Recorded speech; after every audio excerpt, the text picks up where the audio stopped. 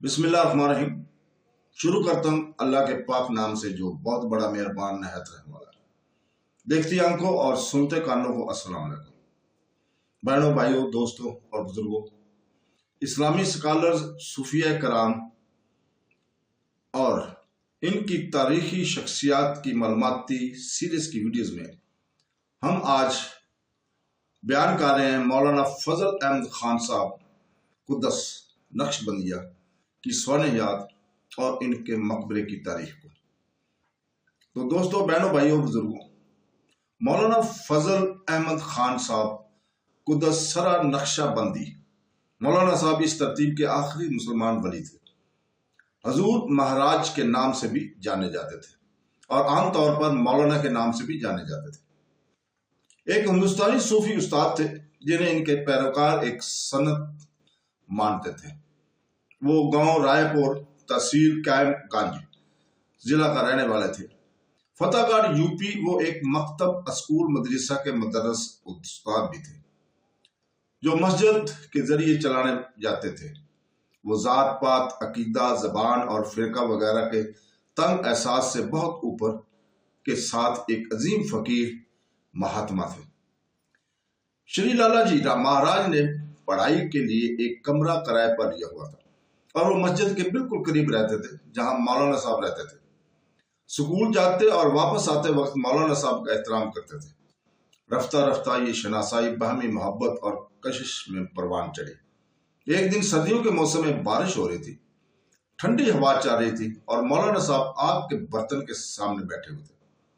لالا جی مہاراج رات گئے اپنے رشتہ داروں سے بھیگے ہوئے کپڑوں میں واپس آتے ہوئے ہمیشہ کی طرح مولانا صاحب کا احترام کرتے رہے، جنہوں نے بدلے میں انہیں کپڑے بدلنے اور گرم ہونے کو کہا۔ لالا جی واپس آئے اور جب وہ آگ کے سامنے بیٹھ گئے تو مولانا صاحب نے انہیں اپنے لحاف سے ڈھانپ دیا اور ان سے پیار سے کہا کہ گرم ہو جاؤ، سردی بہت ہے۔ لالا جی مہاراج نے لکھا ہے کہ جس لمحے مولانا صاحب نے انہیں لحاف سے ڈھانپا دیا تھا، اس وقت انہوں نے ان میں مکمل تبدیلی کا تجربہ کیا اور محسوس کیا کہ گویا پوری کائنات گھوم رہی ہے۔ کچھ دیر بعد مولانا صاحب نے فرمایا کہ بیٹا اب تم جا کر سو جاؤ، کل جب آپ آئیں تو میرے استقبال کے لیے ایک بالٹی اور رسی لے آنا۔ رات کو نیند میں لالا جی مہاراج نے ایک خواب دیکھا جس میں مولانا صاحب نے شری لالا جی مہاراج ایک عظیم شخصیت کے سامنے پیش کر رہے تھے جو ایک لکڑی کے چبوترے پر بیٹھے تھے جس کے ارد گرد روشن چمک تھی۔ اگلے دن لالا جی مہاراج نے بالٹی اور رسی کا بندوبست کیا، پانی سے بھر کر مولانا صاحب کو پیش کیا۔ انہوں نے خواب بیان کیا تو مولانا صاحب نے فرمایا کہ یہ خواب نہیں بلکہ حقیقت ہے۔ انہوں نے مزید کہا کہ آپ صدا ہیں، مفکی قوت سے عطا کرتا اور پیدائش سے ہی آپ مکمل ہیں۔ دنیا کو روشنی دو۔ صوفیوں کا تعلق کسی خاص ذات، مسلک یا مذہب سے نہیں ہوتا، ان کا تعلق پوری انسانیت سے ہے۔ اسلام اور ہندو مت میں بالترتیب تصوف اور سنت مت دو سلسلے رہے ہیں جن کی بنیادی اصول ایک جیسے ہیں جو ان کی نسبت سے نکلی ہوئی ہے۔ خدا روایت کو رکھتے ہوئے یہ فطری تھا کہ کچھ روشن خیال افراد اس تقسیم کی فضولیت کی دیکھیں گے۔ فتح گڑھ کے مہاتما رام چندر جی شری لالا جی مہاراج کی زندگی کا یہ بیان اس نقطے کو انتہائی واضح انداز میں سامنے لاتا ہے۔ مہاتما رام چندر جی جو پہلے بااختیار ہندو صوفی تھے نے ایک موقع پر اپنے روحانی استاد مولانا فضل احمد خان حضور مہاراج کے مذہب اسلام کو قبول کرنے کی خواہش ظاہر کی، لیکن ان کے آقا نے بجا طور پر اس خیال کو رد کرتے ہوئے کہا کہ تمام انسانوں میں روحانیت کا بہاؤ ایک ہی انداز میں ہوتا ہے، لیکن ان کے رہن سہن مختلف ہوتے ہیں۔ مذہب کا انحصار اس معاشرے اور حالات پر ہے جس میں کوئی پیدا ہوتا ہے، لیکن روح سب کی ایک جیسی ہوتی ہے۔ روحانیت روح کا معاملہ ہے جو ہر ایک میں یکساں ہے اور اس کے لیے کسی خاص مذہب کی پیروی کی ضرورت نہیں ہوتی ہے۔ ہجر مہاراج نقشبندی ترتیب میں مرزا زنانہ سے جانشینی کی سہ میں 6 نمبر پر تھے۔ اپنی روحانی بیداری اور آزادانہ مذہبی نقطہ نظر کے ذریعے اس نے صوفی طریقہ پر عمل کو انتہائی آسان بنا دیا۔ وہ نقشبندی حکم کا انمول روحانی علم غیر مسلم समेत सबको बगैर तब्दीली के यानी इस्लाम कबूल किए बगैर अता करने के काबिल थे। उन्होंने मजहब की बैरूनी या मादी शक्ल को रूहानियत से मुमताज किया और कहा कि रूहानियत हासिल करने के लिए मजहब कोई माना नहीं है। हजूर महाराज के वालिद शेख गुलाम हुसैन थे, जो खुद कश्मीर के अजीम सूफी बुजुर्ग मौलाना वलीउद्दीन की तरतीब के मास्टर थे। इनकी वालदा ने भी तसूफ की नक्शबंदी हुक्म की इब्तिदा की थी।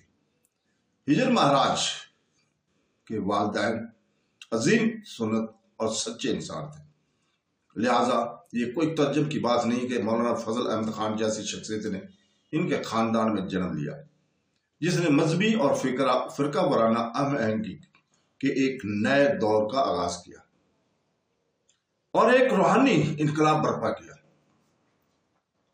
उन्होंने नहायत सादा और परहेजगार जिंदगी गुजारी। वो बहुत नरम दिल थे और किसी मजहब या जात के खिलाफ कोई तअस्सुब नहीं रखते थे।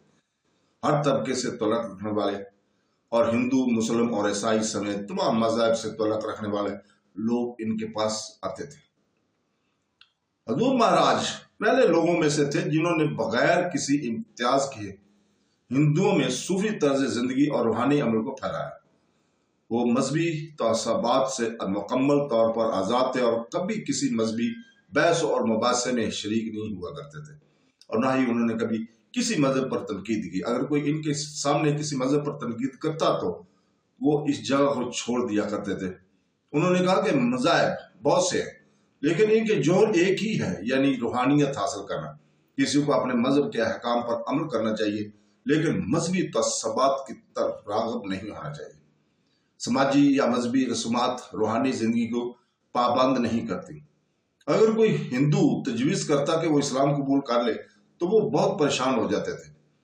उन्होंने तब्दीली को मुस्तरद करते हुए इससे यकसर मुस्तरद कर दिया। वो कहते थे कि हर एक को अपने मजहब की पाबंदी करनी चाहिए। बहुत से शागिर्दों में से जिन्हें इसने कबूल किया, उनमें महात्मा रामचंद्र जी श्री लाला जी महाराज को अपना जानशीन करार दिया। ये एक अनोखी मिसाल है कि एक मुसलमान सूफी ने अपना सारा रूहानी खजाना बगैर तब्दीली के एक हिंदू को दे दिया। हजूर महाराज ने नजराना कबूल नहीं किया और ना ही किसी को अपने पांव छूने दिए। इसकी बजाय वो खुद अक्सर अपने शागिर्दों की जरूरियात को देखकर इन्हें तसल्ली दिया करते थे कि कई बार अपने थके हुए शागिर्दों की टांगे दबाते थे। अक्सर दिनों तक इनके खानदान कम खुराक या बिल्कुल भी खाने के बगैर रहते थे। उन्होंने इसके बाद भी अगर इसे किसी से कुछ पैसे मिल लेते तो दूसरों में तकसीम कर देते थे। हजूर महाराज की अजीब आदत थी, यहाँ तक कि जब इसके पास कुछ पैसा होता था वो दूसरों से कर्ज लेते थे। एक दफा 7 संगियों में से एक ने इनसे अपना ऐसा करने की वजह पूछी। हजूर महाराज ने जवाब दिया, ऐसा करने से मैं न सिर्फ इस शख्स का शुक्रगुजार रहता हूँ जिससे मैंने कर्ज लिया है, बल्कि इससे मुझे अपने कर्जदार न होने पर फख्र महसूस करने में भी मदद मिलती है। हजूर महाराज अपना ज्यादातर वक्त मराकबा में गुजारते थे।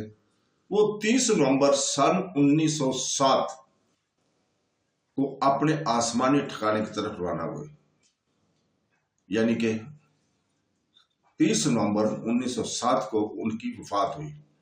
इनका मजार रायपुर में वाक़ है। तो दोस्तों, इसके साथ हम कल तक के लिए आपसे इजाजत चाहते हैं। कल हम स्कॉलर मोहम्मद बिन सुलेमान की सीरत और इनके मकबरा की तरकीब बयान करेंगे। तो दोस्तों,